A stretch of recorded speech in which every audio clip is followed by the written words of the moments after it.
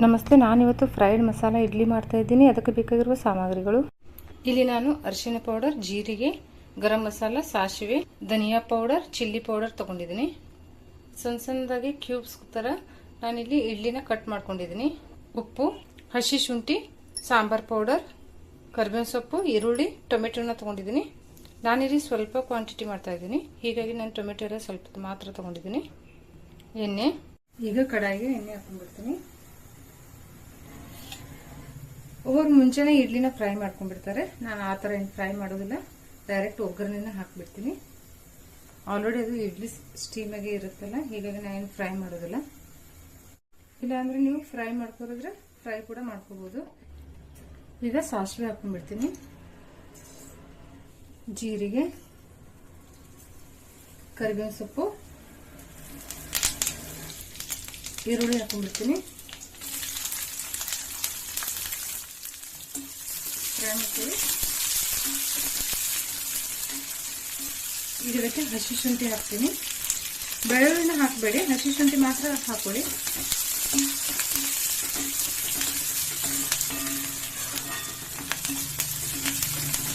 ಈರುಳ್ಳಿ ಸ್ವಲ್ಪ ಕ್ರಂಚಿ ಆಗಿದ್ರೆ ಚೆನ್ನಾಗಿ ಅನ್ಸುತ್ತೆ. ಸ್ವಲ್ಪ ಕ್ರಂಚಿ ಆಗಿರ್ಲಿ, ತುಂಬಾ ಮೆತ್ತಗೂ ಎಲ್ಲ ಮಾಡ್ಕೋಬೇಡಿ. ಈಗ ಟೊಮೆಟೊ ಹಾಕೊಂಡ್ಬಿಡ್ತೀನಿ.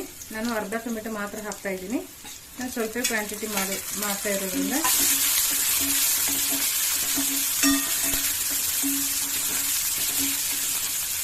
ಹಾಕೊಂಡ್ಬಿಡ್ತೀನಿ. ರುಚಿಗೆ ತಕ್ಕಷ್ಟು ಉಪ್ಪು ಹಾಕೊಂಡ್ಬಿಡಿ. ಇಡ್ಲಿಯಲ್ಲಿ ಉಪ್ಪು ಕೂಡ ಇರುತ್ತೆ, ನೋಡ್ಕೊಂಡು ಹಾಕೊಳ್ಳಿ.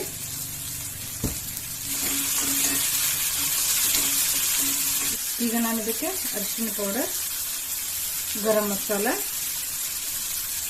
ಧನಿಯಾ ಪೌಡರ್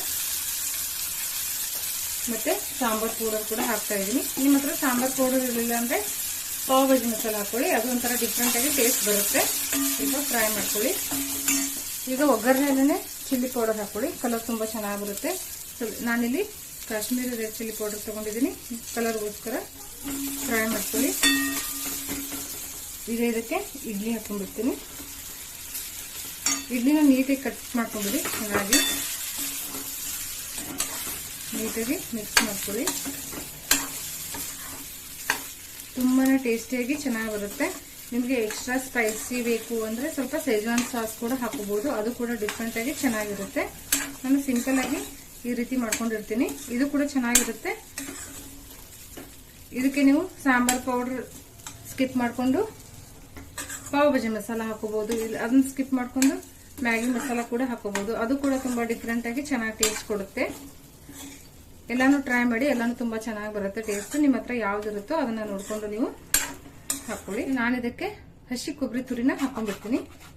ತುಂಬಾ ಹಾಕೋಬೇಡಿ, ಸ್ವಲ್ಪ ಟೇಸ್ಟ್ಗೋಸ್ಕರ ಹಾಕೋತಾ ಇದ್ದೀನಿ. ಇದ್ರಲ್ಲೇನೆ ಹಸಿ ಕೊಬ್ಬರಿ ತುರಿ ಸ್ವಲ್ಪ ಮಾತ್ರ ಹಾಕೋತೀನಿ. ಇದನ್ನ ಸ್ಟೋವ್ ಬಂದ್ ಮಾಡ್ಕೊಂಡು ಹಾಕೊಳ್ಳಿ. ಇದು ಬಾಯಲ್ಲಿ ನಿಮಗೆ ಹಸಿ ಕೊಬ್ಬರಿ ಬರಬೇಕು, ಟೇಸ್ಟ್ ಅಂದ್ರೆ ಚೆನ್ನಾಗಿರುತ್ತೆ. ನೋಡಿ, ಈಗ ಇದು ರೆಡಿ ಆಗಿದೆ. ಬೇಕಿದ್ರೆ ಮೇಲೆ ಕೊತ್ತಂಬರಿ ಸೊಪ್ಪು ಕೂಡ ಹಾಕೋಬಹುದು. ನನ್ನ ಹತ್ರ ಖಾಲಿ ಆಗಿದೆ, ನಾನು ಹಾಕ್ತಾ ಇಲ್ಲ. ನಿಮ್ಮ ಹತ್ರ ಇದ್ರೆ ಕೊತ್ತಂಬರಿ ಸೊಪ್ಪು ಕೂಡ ಹಾಕೊಂಡ್ಬಿಡಿ. ಈಗ ಇದು ರೆಡಿ ಆಗಿದೆ ನೋಡಿ. ಈಗ ಫ್ರೈಡ್ ಮಸಾಲ ಇಡ್ಲಿ ರೆಡಿ ಆಗಿದೆ. ತುಂಬಾನೇ ಚೆನ್ನಾಗಿರುತ್ತೆ, ಟ್ರೈ ಮಾಡಿ.